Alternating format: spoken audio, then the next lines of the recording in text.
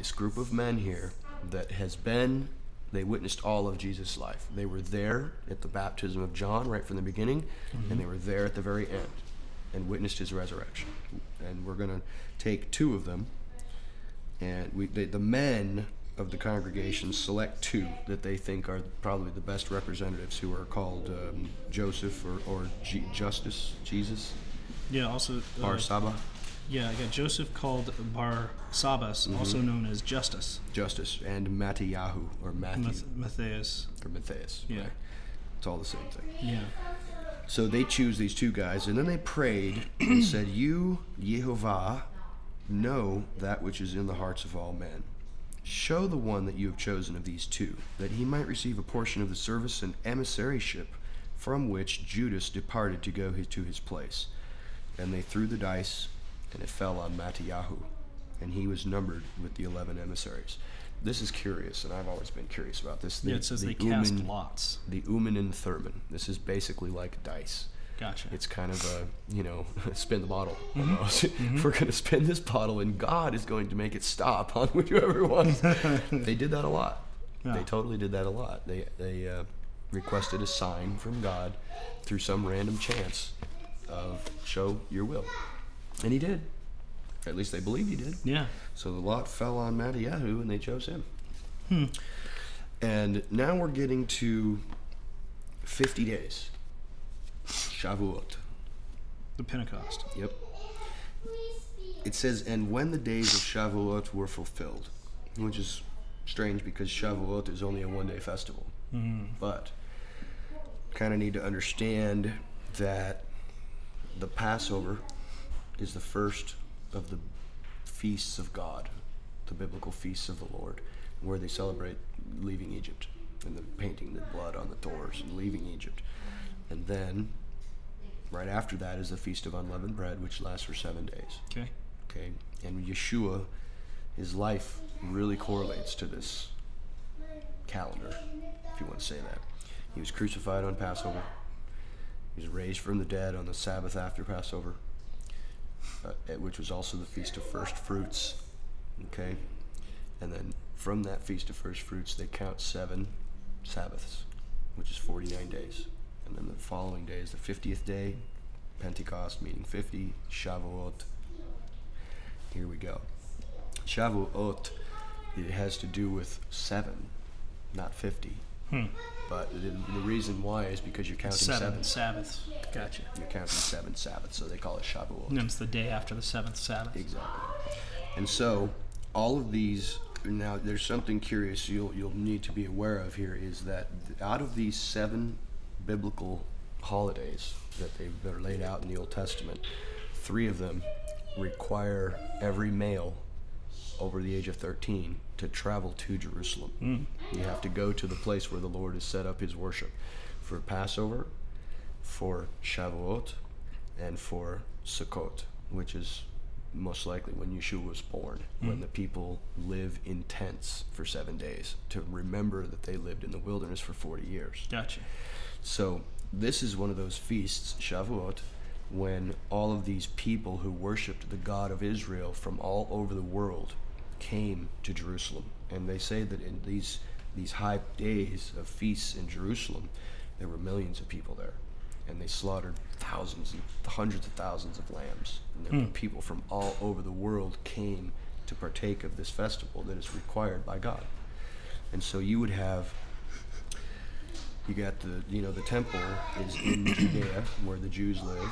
And then of course you've got other Jew and tribes of Israel that are right around there, and they'll just go up to Jerusalem. But then other people would take ships and caravans from long, far away.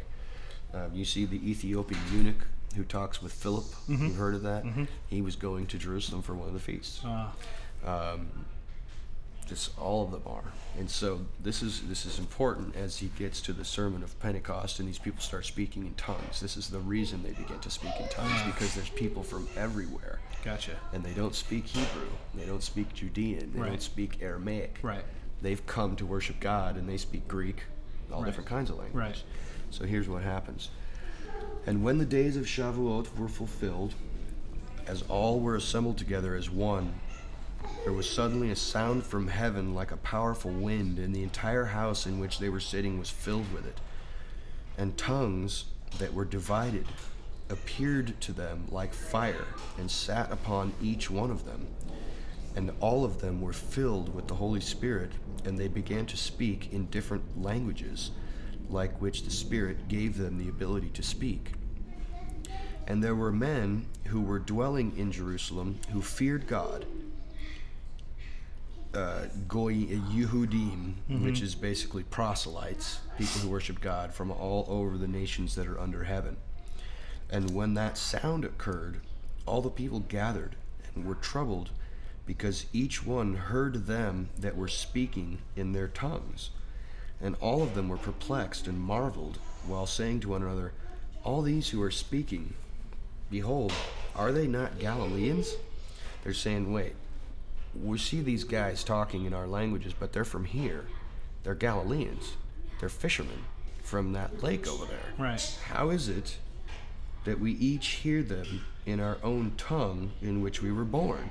Right. Parthians and Medes and Elamites and those who dwell between the rivers, Judeans and Cappadocians and those from the region of Pontus and of Asia, and those from the region of Phrygia and Pamphylia and of Egypt and of the regions of Libya that are near to Cyrene, and those who have come from Rome, Yehudim and Jerim, and those from Crete and Arabians. Behold, we hear them that are speaking in our tongues, speaking of the words of God. And all of them marveled and were perplexed, while saying to one another, what is this thing? And others were mocking them, while saying, these have drunk new wine and become drunk.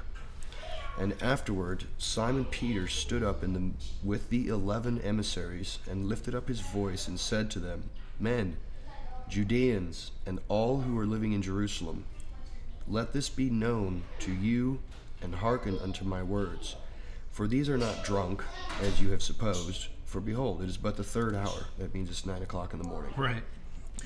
But this is that which was spoken of by Joel the prophet.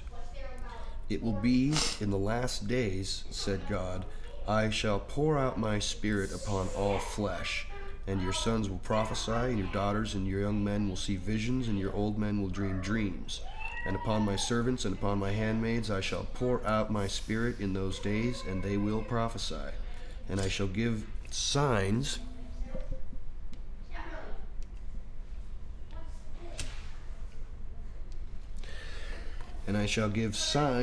in heaven, and mighty deeds upon the earth, blood and fire and vapor of smoke.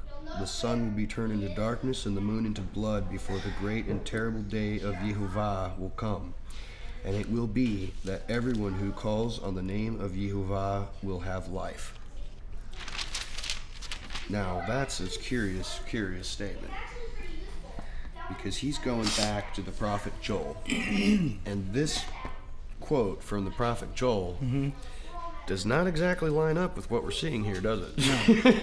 No, no, it doesn't. No. Okay, he pours out his Spirit on all flesh. Well, not exactly. Not on It's everyone. been poured on about a group of 11 people. Right. Sons prophesying? Not seeing that. Right. Daughters and young men seeing visions?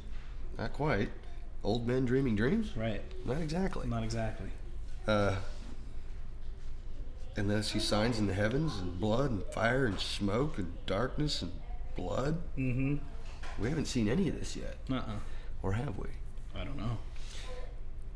This is a curious thing, because he's saying these men here standing here prophesying, or is a fulfillment of the prophecy of Joel. But it doesn't seem to be fully.